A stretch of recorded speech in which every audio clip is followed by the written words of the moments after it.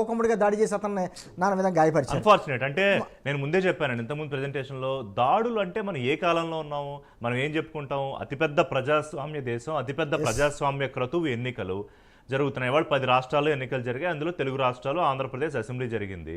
అంటే దాడులు, ఒకళ్ళొకళ్ళు కొట్టుకోవడాలు, చంపుకోవడాలు, ఇందాక ఎక్కడో పల్నాడులో బాంబులు, లేకపోతే రబ్బర్ బుల్లెట్లు ఉపయోగించుకోవడాలు, అంటే పేరుకి 2024, 25 వెళ్ళిపోతున్న ఆధునిక యుగంలోకి. కానీ ఆలోచనలు ఎక్కడో పాత రోజుల్లో ఉండిపోయాయి అనుకోవాలా? శ్రీనివాస్ గారు, ఏంటి మీ టేక్ ఏంటి ఇవాళ జరిగిన పోలింగ్ మీద? నమస్కారం అండి. ఉన్న పెద్దలకు చూసే వీక్షకులకు మీకు తెలుసు, రాష్ట్ర వ్యాప్తంగా మీరు చూసుంటారు. రాష్ట్ర వ్యాప్తంగా కూడా దగాపడిన ఆంధ్రులారా, నీతి నిజాయితీలు ఉన్న లాస్ట్ టైం కూడా రాష్ట్రం అంతా హోర్డింగ్స్ పెట్టించాను. రాష్ట్ర వ్యాప్తంగా వేలాది హోర్డింగ్స్ పెట్టించాను, చూసుంటారు. అలాగే మొత్తం అందుకని ఇవాళ కూడా అదే పెట్టించాను, చూసుంటారు. ఇప్పుడు నేను ఎన్నికల ముందు కూడానండి ఇచ్చాపురం, హెచ్ఎర్ల, పార్వతీపురం, కురుపాం తెలుసు మీకు, ఆ అరకు, చోడవరం, మాడుగుల నుంచి అనంతపురం వరకు మొత్తం తిరిగి వచ్చాను. నేను ఎన్నికలు భయానక పరిస్థితుల్లో ఎన్నికలు జరుగుతాయనుకుని అనుకున్నాం. కానీ కేంద్ర ప్రభుత్వం సరే ఏదైనా మిగతా అందరూ చర్య తీసుకున్నాం, కొంత సైనంతా జరుగుతున్నాం. చెదురుమూడు సంఘటనలు జరుగుతాయి. వాళ్ళు పల్నాడులో జరిగిన సంఘటనలు కానీ, అలాగే మీరు వాళ్ళు మార్నింగ్ వెళ్ళాను, మా ఇంటి పక్కనే పోలింగ్ బూత్ అండి. మా mother first lady doctor west Godavari తెలుసు మీకు. సరే వాళ్ళందరూ లోపలికి వెళ్ళమన్నా సరే ఉండి వాళ్ళందరినీ పెద్దవాళ్ళని పంపించి గంట వెయిట్ చేసి, చిరంజీవి గారు హైదరాబాద్ లో చిరంజీవి గారు తన కుటుంబంతో, సెలబ్రిటీ కుటుంబంతో వచ్చినప్పుడు కొంచెం ముందుకు వెళ్ళిపోతుంటే ఒక ఆయన ఎన్ఆర్ఐ నో గో బ్యాక్ అని చాలా గట్టిగా పక్షంగా మాట్లాడారు. సారీ అండి అది కాదని చెప్పి వెనక్కి వెళ్ళారు, నుంచి వెళ్ళారు. ఇవన్నీ మనం చూసాం. సరే ఇవాళ మరి నావత్తన్ గారు ఎలా చేశారు కానీ, బట్ చెదురుమూడు సంఘటన జరిగింది. ఇంతకుముందు కొత్త కాదండి, ఇవాళ ప్రభుత్వం జరిగింది చెప్పలేదు. కాకపోతే అంత ముందు మీద కొంచెం మనం ఇంకా ఎలా పోలింగ్ బూత్ మీద బాంబులు వేసుకుని ఎలాంటి స్థితిలో ఉన్నాం మీరు అన్నారు పాయింట్. అందువల్ల ఇలాంటి ఖండితం ఎక్కడున్నా సరే ఆధునికత వెళ్తున్నప్పుడు ఇలాంటి పద్ధతులు మంచిదిగా అని చెప్తాం. పాయింట్ 1. పాయింట్ నెంబర్ 2, ఇవాళ నేను కోడేరు అనేక ప్రాంతాల్లో మా జిల్లాలో కూడా, అంటే ఒక పక్కన కూడా ఒక ఎన్ని కాన్స్టిట్యూన్సీ తిరగలుగుతాం, 2-3 కాన్స్టిట్యూన్సీ తిరుగుతాం. కానీ ఇవాళ చూస్తే ఇవాళ 6 గంటలకు కూడా కొన్ని అన్నింటిలో కాకపోవచ్చండి, ఒక 4-5 పోలింగ్ బూత్లో 60 నుంచి 100 మంది మహిళలు ఉన్నారు. వచ్చి ఎండ్ వల్ల 5:30-6 గంటలకు వచ్చి స్లిప్ ఇచ్చేసి నెంబర్లు ఇచ్చి పెట్టారు.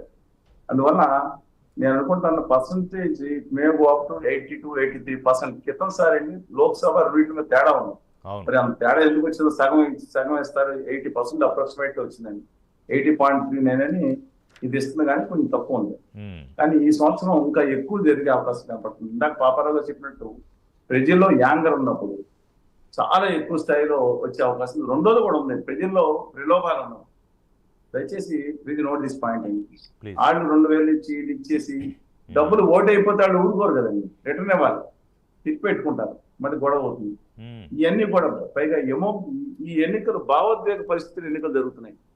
రాజకీయ పార్టీలు ఎలాంటి భావోద్వేగ స్థితికి వెళ్ళిపోయారంటే వాస్తవాలను మరిపింపు చేసేసి, ముఖ్యమైన రాజకీయ పార్టీలు ఎక్సెప్ట్ లెఫ్ట్ పార్టీస్ నేను చెప్తాను, డూ రెస్పెక్ట్స్ ఎవ్రీబడి, వాళ్ళు లెఫ్ట్ భావోద్వేగ సిచ్యువేషన్ లో తీసుకెళ్ళి ఒకరినొకరు లేదా స్టాటిస్ట్ ఏంటి, సైకోలు ఏంటి, భార్య ముగ్గురు పెళ్ళాలి ఏంటంటే విషయం. రాష్ట్రంలో ఈ ఎన్నికలు జరుగుతుంది, ఒక భయానక పరిస్థితి జరుగుతాయనే అభిప్రాయంలో భావోద్వేగ పరిస్థితులు జరుగుతున్న ఎన్నికలు కొంచెం డిఫరెంట్ గా చూడాలి. అందుకని ఇంతటి ఎమోషనల్స్ ఎన్నికలు జరుగుతా లేదనేది వాళ్ళ తెలుగుదేశం పార్టీ అగ్రనేతలు కూడా, జనసేన కళ్యాణ్ బాబు గారు కూడా ఎన్నికలు జరిగే అవకాశం ఉందో, అసలు ప్రశాంతంగా జరగదు, ఏం జరిగిపోతుంది అనుకున్నారు. దెన్ కంపేర్డ్ మనం చూపించిన దాంట్లో చూసుకుంటే ఎన్నికలు చెదురుమూడు సంఘటనలు, మిగతా సంఘటనలు కొన్ని చోట్ల దుర్మార్గ సంఘటన జరిగింది, ఖండితం. కానీ బై అండ్ లార్జ్ ఇప్పుడు టీవీలో కొన్ని మనం అనట్లేదండి, రేటింగ్ లో ప్రకారం ముగిసి కొట్టుకోవచ్చు, కానీ దీన్ని ఖండిద్దాం. అంత భయానక పరిస్థితులు ఎన్నికలు జరగలేదని నా అభిప్రాయం. ప్రజలు స్వచ్ఛందంగా నేను సాధారణంగా రైతు కూలీలు, మిగతా వాళ్ళు, సామాన్యులు ఓడలో నుంచుంటారు. నా దగ్గర ఫోటోలు అన్నీ ఉన్నాయి. ఎండలో 12 గంటలకు యూత్ కొంతమంది పెద్దవాళ్ళు ముందు పంపించేశారండి, మంచి చోట పంపించామన్నా అందరూ కూడా. కానీ వాళ్ళందరూ కసితో ఉంచినట్టు అనిపించింది. ఏదో సినిమాలో కొట్టాడు రా, చాలా కసితో కొట్టాడని ఏదో మహేష్ బాబు సినిమాలో డైలాగ్ ఉంది. యూత్ కసి ఎందుకు, ఎవరి మీద కసి? జనరల్ గా బై అండ్ లార్జ్ రెండు విషయాలండి ఎందుకు టర్న్అవుట్ పెరిగిందో చెప్తాను. ఒకటి ప్రభుత్వం మీద యాంటీ, రెండోది ఈ అన్ని డబ్బులు పంపిణీలు ఇవన్నీ కూడా ఇది భావోద్వేగాలు.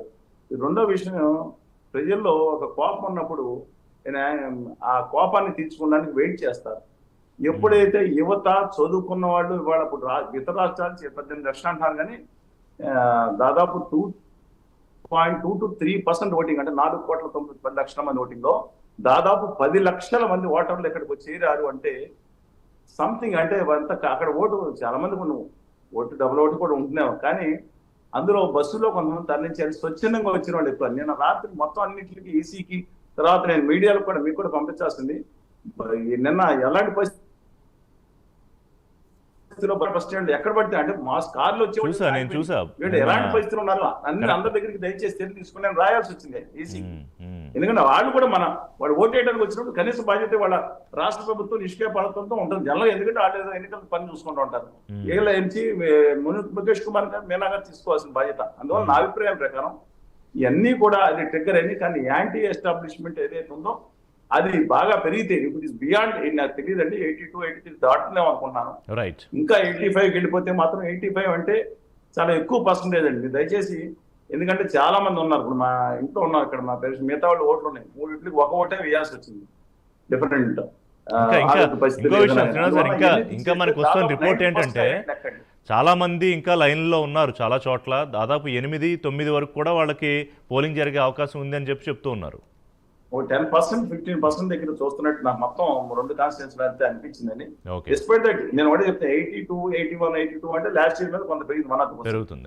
బియాండ్ 83, 84 అయితే మాత్రం మెజార్టీలు కూడా నెగ్గే పార్టీ మెజార్టీలు కూడా భారీగా వచ్చే అవకాశం ఉంది. చూడండి, డెసిసివ్ ఓటింగ్, వారు వన్ సైడ్ వెళ్ళిపోయే ఓటింగ్, వారు వన్ సైడ్ 120 అబౌవ్ ఏ పార్టీ వచ్చింది. అదే మీరు అన్నది వారు వన్ సైడే, కానీ ఏ సైడ్ అనేది కూడా మనకి ఇంపార్టెంట్.